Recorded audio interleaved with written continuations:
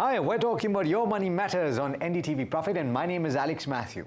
Now, when it comes to the whole suite of products that the government offers, or rather government schemes that are aimed at retirement saving, there are a few that stand out. For the employee, of course, the Employee Provident Fund is a go-to. In fact, a lot of people don't have a choice but to invest as much as they do in the EPF. But there's also the National Pension Scheme. People use that to supplement the investments that they're making towards their retirement, but also it's for people who don't contribute to the EPF that still want a government scheme to invest in. It's already been something that a lot of people gravitated towards, but there are a few changes that allow you now to invest in multiple schemes of the NPS. What am I talking about, and should you avail of this facility? We're going to talk about that on today's episode. Mrin Agarwal, who's a financial educator and founder of FinSafe India, joining me today. Mrin, thanks so much for taking the time. Let me start by asking about the most recent changes, among which is this one where you can invest in multiple schemes of the NPS. So, hi Alex, and thanks for having me on the show. And yes, I think there have been some very interesting changes that have come about. The first one, as you mentioned, about the multiple scheme framework, wherein now the investor can hold multiple schemes. So what used to happen was that there was one common scheme, as it was called. The old scheme still exists, by the way. I think that's the first thing that we need to remember, that the old scheme still exists and it's known as the common scheme. So earlier you would have one scheme which had only equities in it, or you could choose debt and then you would choose the allocations. But now fund managers have been allowed to launch multiple schemes across different asset classes. And these schemes can be tailored by life stage or by like occupation of the subscriber. And each scheme can be held by the investor, right? So the investor can have the old scheme. They can also have new schemes as well, that they want to have. So it's not like they need to hold only one scheme, they can have multiple schemes. And the main thing is that a lot of these schemes that I'm seeing actually seem to be allocating across different asset classes. Even 100% equity is allowed. And they have also been allowed to charge a slightly higher fees at 0.3% versus the 0.1% that was typically charged earlier. Okay, interesting, because and for people to understand the context, of course, if they don't understand how the common scheme or the old scheme, as you've pointed out, was working, is that you could choose from the automatic allocation, or you could choose to have a higher allocation towards equity, or you could choose to have a higher allocation towards fixed income, depending on what you wanted from the NPS. But you didn't have the option of going 100% equity, did you? And that was something that was a bit of a drawback for a lot of people choosing to invest in the scheme. Was that right? Yes, possibly. So between that and this, how do you determine which one is for you? How do you make that choice, Bryn? I think, Alex, in fact, what I generally see is that most people choose the default option, which is actually the balanced fund, basically the middle one. The moderate auto choice is what typically people end up choosing because they choose the default option. So I think number one, yes, 100% equity is good, but I think there are a couple of things that I would like to actually point out. And one, of course, is that, see, all this while it was very simple. You just decide your equity allocation, or you just do the auto choice if you're not sure about the allocation. Now, it's become like multi-asset funds, and you have to choose from these particular multi-asset funds. So, choosing from that could be difficult. And what happens sometimes, which is what we see in mutual funds, right? That people tend to hold schemes with a lot of overlapping stocks, for example, really missing out on the diversification and possibly also on performance. And the other big thing, see, as of now, what was happening is that you're choosing a fund, and in most cases, people will just remain invested, right? I mean, even though you can switch schemes and you can have different PFMs and all of that, all those features were already there. But point is, people were not doing it. And somewhere, I think what I really like about NPS is the simplicity, right? There is one scheme you invest in, you hold it for many, many years. Now, what will happen is that if people are going to start looking at performances, typical investor behavior, right? That they would start churning portfolio. They'll say, oh, this fund has done better than this fund. And, so I think a lot of the wrong behavior that we see in mutual funds, you're actually going to see could possibly happen here, because now you have these multiple different schemes with different asset classes, so like multi-asset funds. And so that is the first question, that do we even actually need a multi-asset fund for retirement, right? So I have a question for you though.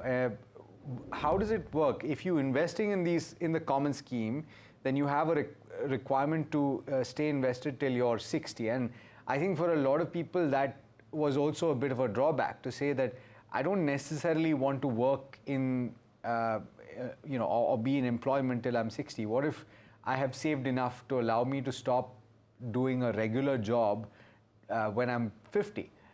Then I need access to the funds that I have set aside for my retirement.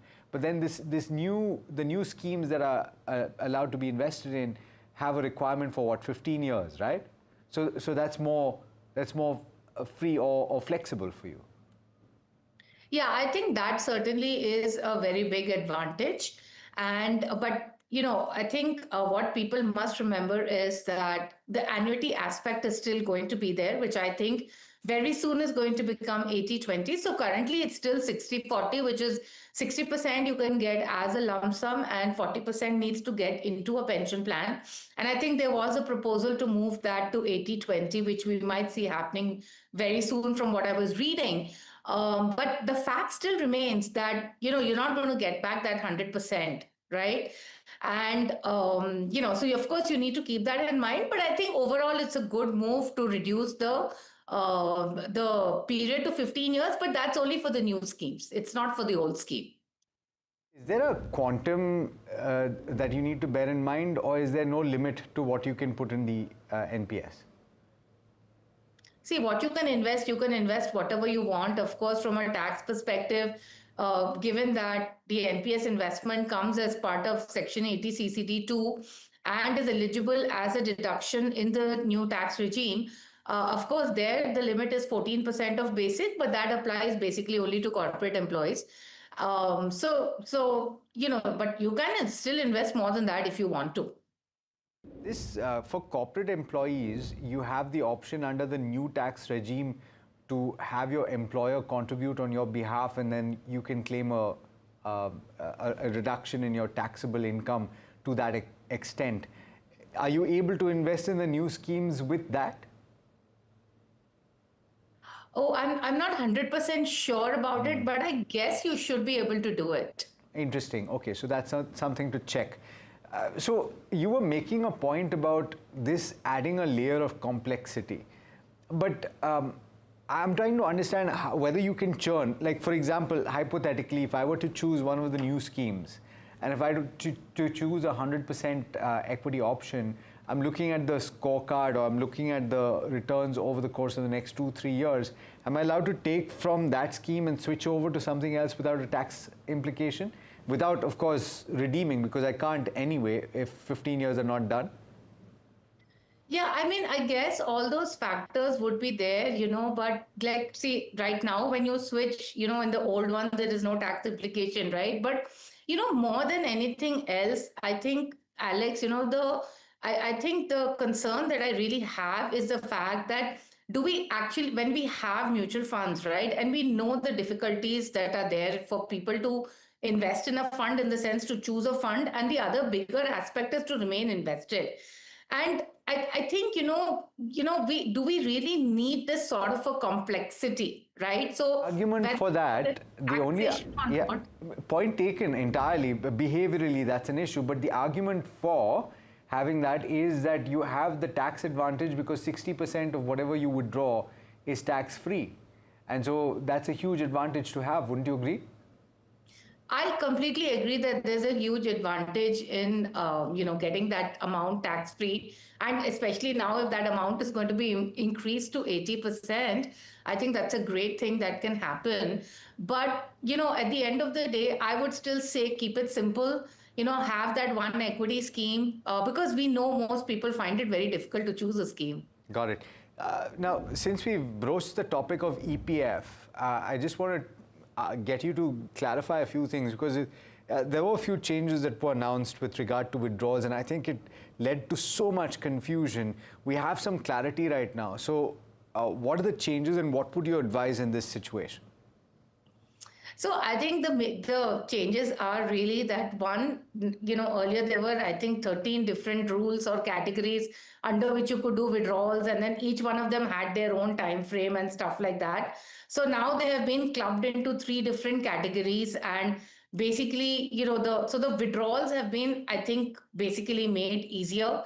And however, I think one of the things that has been said is that there needs to be a 25% that's invested at all times. Even if, it's retirement or you've been unemployed, you can only withdraw 75%, and the 25% is still going to be there in the EPF. So again, Alex, my view on EPF again is that, a lot of people, and I was looking at some statistics around it, and they said barely, very, very less percentage of people, not able to remember the number, but very less percentage actually remain invested till the end. And most people tend to withdraw it, and which means that you're actually impacting your retirement corpus, because we all know that the last 10 years is when the money is going to compound the most. And that's the period, if you start removing the money and utilizing it for other things, then, you're basically impacting your retirement corpus at the end of the day. So Correct. I think, again, think about EPF as retirement security. Do the withdrawal only if it Right. is really, really, really necessary. Absolutely, yeah.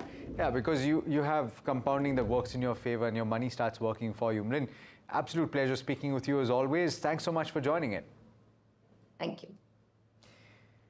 All right, so there you go. You've gotten a sense of what the few new changes to the NPS are and the rules with regard to the withdrawal of your EPF.